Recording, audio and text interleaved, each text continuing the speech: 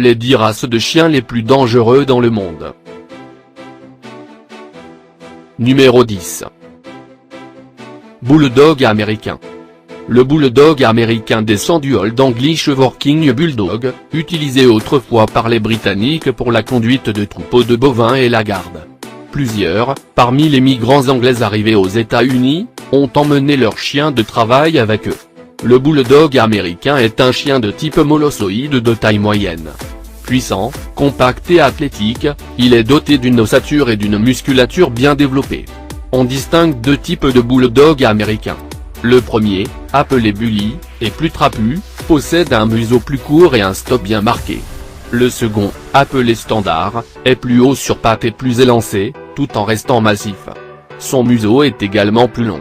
De nos jours, la majorité des chiens sont des hybrides. Autrement dit, des croisements des 2 types bully et standard.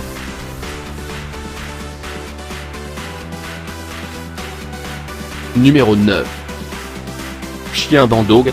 Le bandog est un molosse robuste, sportif et habile. Le corps est rectangulaire, large, tout en puissance et en muscles. Le poil est court, serré. Les couleurs sont diverses. Le bandog peut être bringé avec du noir, bleu ou fauve. Le bandog est un chien très intelligent.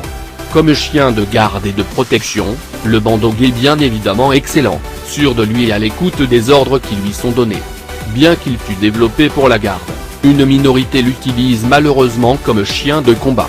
Le bandog possède un tempérament naturel agressif et dominant, ce n'est pas un chien à recommander aux novices ou aux personnes, n'ayant jamais eu de chien avec un tel caractère. Traité avec respect, quand il est entouré de sa famille, le bandog est loyal, fidèle et affectueux. Le bandog déteste la solitude et demande beaucoup d'attention de la part de ses maîtres. Une éducation ferme mais respectueuse sera indispensable, et devra être donnée par une personne expérimentée.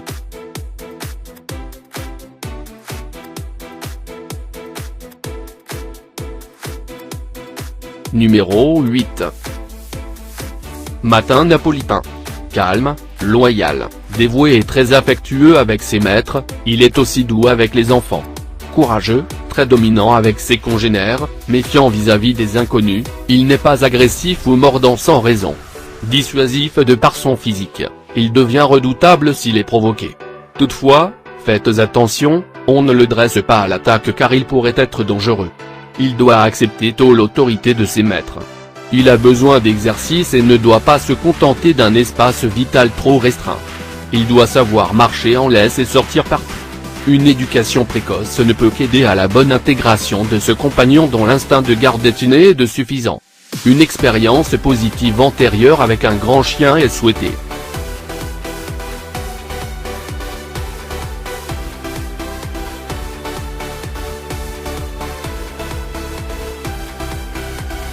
Numéro 7. Chien lupus. Le chien loup est le croisement entre un loup, Canis lupus, et une chienne, Canis lupus familiari, ou bien entre une louve et un chien.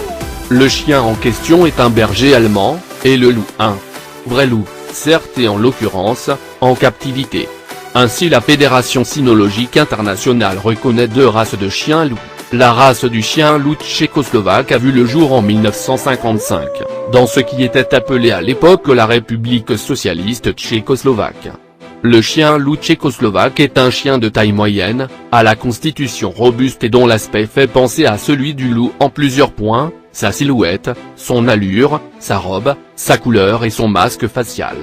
La forme de son corps s'inscrit dans un rectangle. Son poil, droit, bien couché. À la saison froide, le sous-poil est mis en évidence, formant une toison épaisse sur l'ensemble du corps avec le poil de couverture. Sa couleur, gris-jaune à gris argenté, avec un masque clair. Des poils clairs recouvrent la base du cou et le poitrail. Sa tête, symétrique, bien musclée, en forme de cône obtus lorsqu'elle est vue de face et de profil. Numéro 6. Chien boerboel. De par ses origines comme chien de garde de ferme, le boerboel fait partie de la catégorie des chiens d'attaque. C'est un chien de garde qui ne laissera quiconque pénétrer sur son territoire sauf si son maître est là pour lui dire que la personne y a été invitée. Il est en effet très réceptif à son maître et s'y référera toujours. À l'intérieur du foyer, c'est un chien calme et paisible. À l'extérieur, il saura faire preuve d'une belle énergie et appréciera les grandes promenades. C'est par ailleurs un chien facile à éduquer si l'éducation est cohérente et respectueuse de son caractère. Il est particulièrement tourné vers la vie de famille et s'entend très bien avec les enfants.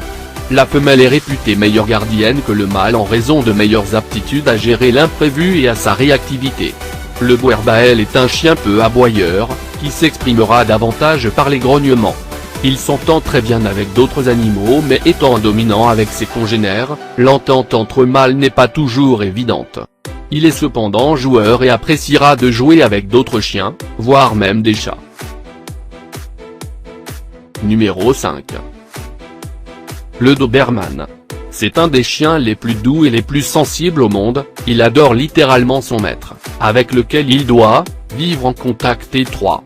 On raconte beaucoup d'absurdités sur le Doberman, la plus connue est celle qui prétendait que ces chiens devenaient fous, vers l'âge de 7 ans en raison du rétrécissement de leur boîte crânienne. C'est une des plus grandes bêtises, du point de vue scientifique, que l'on ait jamais entendu en cynophilie.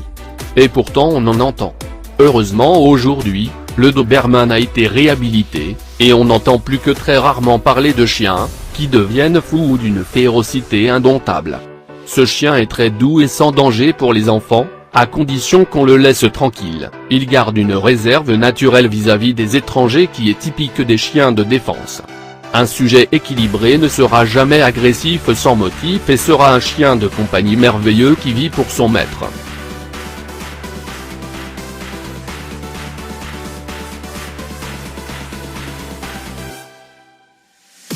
Numéro 4. Le Dogo Canario.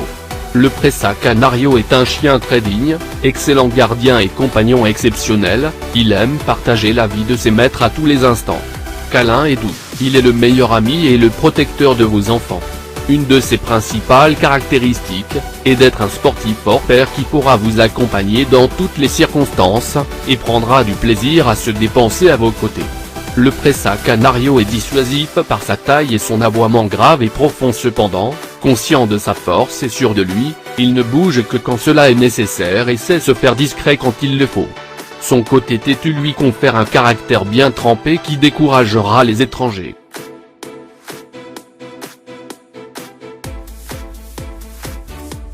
Numéro 3. Chien Kangal. Lorsque l'on regarde le Kangal, nous avons l'impression qu'il est planté sur ses quatre pattes, indéracinable. Ce n'est qu'une illusion, c'est sa forte et grande taille qui fait cet effet-là. La constitution musculaire et osseuse y est aussi pour quelque chose. Sa tête est aussi forte que ce qu'elle est large. Par contre, en le regardant, on aurait tendance à penser qu'il a de tout petits yeux, bruns ou dorés. Tout dépend de la couleur de sa robe. Eh bien non, c'est un effet d'optique, tant son crâne est gros. Pour faire les choses en grand, le coloris de ses yeux est assorti à son pelage, d'où son élégance parfaite. Ses oreilles ne manquent pas d'originalité. Elles sont moyennes, triangulaires et arrondies au bout, le tout retombant sur ses joues. La queue est bien longue, elle atteint les jarrets. Elle se redresse d'un seul coup si le Kangal montre une attention particulière pour un bruit ou un mouvement proche de lui.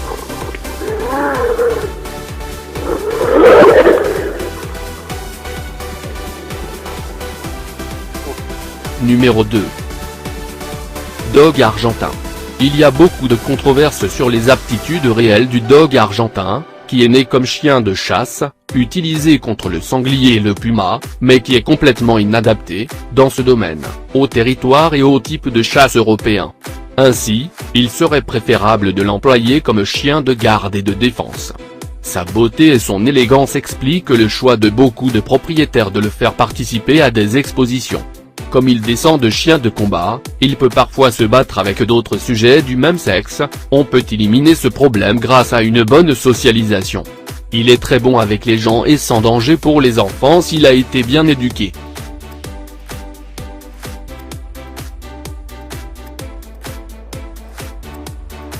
Numéro 1. Race de chien pitbull. Le pitbull apparaît vers la fin du XVIIIe ou le début du XIXe siècle. À l'époque, La race devait affronter des taureaux dans une arène ou combattre des ours dans une fosse. Plus tard, les combats de chiens ont été organisés, avec la participation du pitbull. Ces combats morts ont contribué à forger l'image carnassière de ce chien. Lorsque ces affrontements mortels ont été interdits par la loi, la race a commencé à être domestiquée. Des éleveurs l'ont même choisi pour protéger leurs animaux contre les bêtes sauvages. Le pitbull est souvent considéré comme étant un chien dangereux, car il est considéré de nature agressive. Ce caractère, parfois présent chez les lignées de combattants, n'est pas prédominant pour toute la race. En fait, le comportement du pitbull dépend surtout de son dressage et de son environnement. Un maître qui le socialise avec les humains et les autres animaux en fera un excellent compagnon dynamique, doux et très intelligent. D'ailleurs, plusieurs pitbulls ont dépassé les autres races dans le test de caractère American Temperament Test.